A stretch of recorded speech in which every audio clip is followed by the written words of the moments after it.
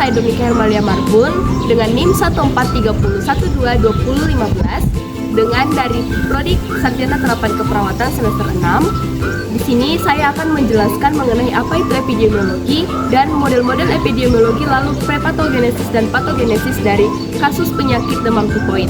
Untuk lebih lengkapnya, silakan simak video berikut ini. Baiklah, yang pertama kita masuk pada penjelasan mengenai apa itu epidemiologi. Epidemiologi adalah pola ilmu yang mempelajari pola penyebaran penyakit atau suatu kejadian yang berhubungan dengan kesehatan berupa faktor-faktor yang mempengaruhi kejadian tersebut dan cara mengendalikannya dalam suatu populasi.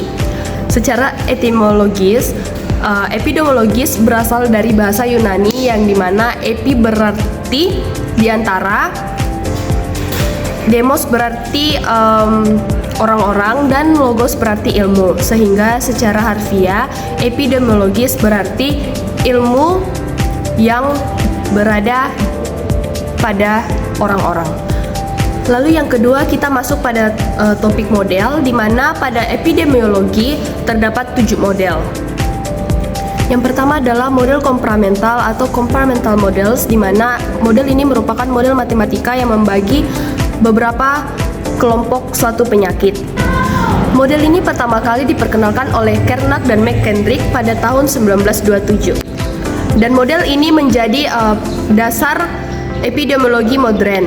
Dan model-model utama pada model ini meliputi yang pertama yaitu model SIR, yaitu Suspicious, Infectious, dan Recovered. Lalu yang kedua ada model SIS, di mana Suspicious, Infectious, dan Susceptible. Lalu ada model SEIR, yaitu Suspicious, Exposed, Infectious, dan Recovered.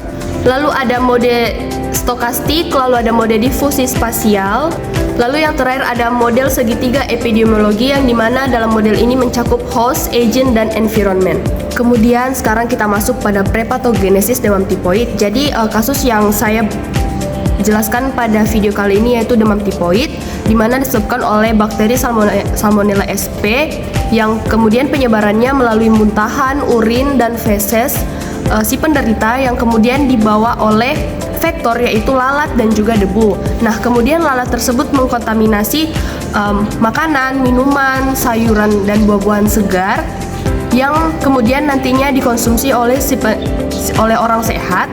Dan kemudian jika kebersihan dari si makanan minuman tersebut tidak dijaga dengan baik, maka akan menyebabkan invasi pada tubuh. Di mana dengan faktor pencetus berdasarkan model segitiga epidemiologi, di mana agentnya yaitu bakteri Salmonella sp dengan hostnya manusia, dan environment yaitu lingkungan yang kurang bersih.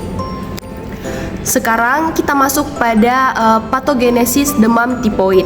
Yang pertama ada masa inkubasi. Masa inkubasi merupakan di mana bakteri Salmonella sp telah masuk ke dalam tubuh, tetapi gejala fisiknya belum nampak atau belum terlihat. Masa inkubasi dari bakteri Salmonella sp biasanya terjadi atau berlangsung pada 7-14 hari. Masa invasi 1-3 hari, di mana bakteri Salmonella sp mulai menginvasi ke usus-usus dan menyebar ke seluruh tubuh. Lalu ada tahap penggandaan, yaitu pada hari ketiga sampai 5 hari, di mana bakteri Salmonella sp menggandakan diri di dalam tubuh kemudian menginfeksi tubuh. Lalu ada tahap toksemia, di mana berlangsung pada hari ke-5 sampai 7, di mana bakteri Salmonella typhi melepaskan toksin dan dalam tubuh dan menyebabkan gejala seperti demam, sakit kepala, dan kelelahan.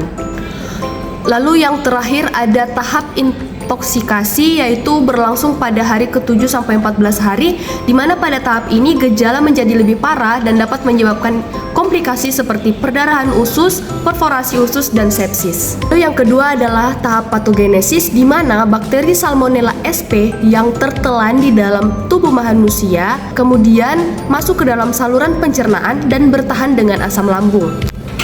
Lalu bakteri menempel pada usus kecil dan bertahan dalam sel mukosa. Penempelan tersebut berfungsi untuk menyerang mukosa dengan cepat, kemudian menembus epitel mukosa melalui sel mikrofag, lalu sampai ke lamina propria dan kembali masuk ke dalam makrofag dan kemudian menelan basili. Basili di dalam makrofag tidak dibunuh semua, namun tetap berada dalam makrofag jaringan limfoid. Periode ini masuk dalam masa inkubasi 7-14 hari di mana hasil tes dan kultur darah masih dinyatakan negatif. Demikian penjelasan materi tentang epidemiologi lalu prepatogenesis dan patogenesis dari kasus demam tifoid yang dapat saya sampaikan. Mohon maaf jika ada kesalahan dari perkataan maupun perbuatan. Sekian dan terima kasih. Dadah.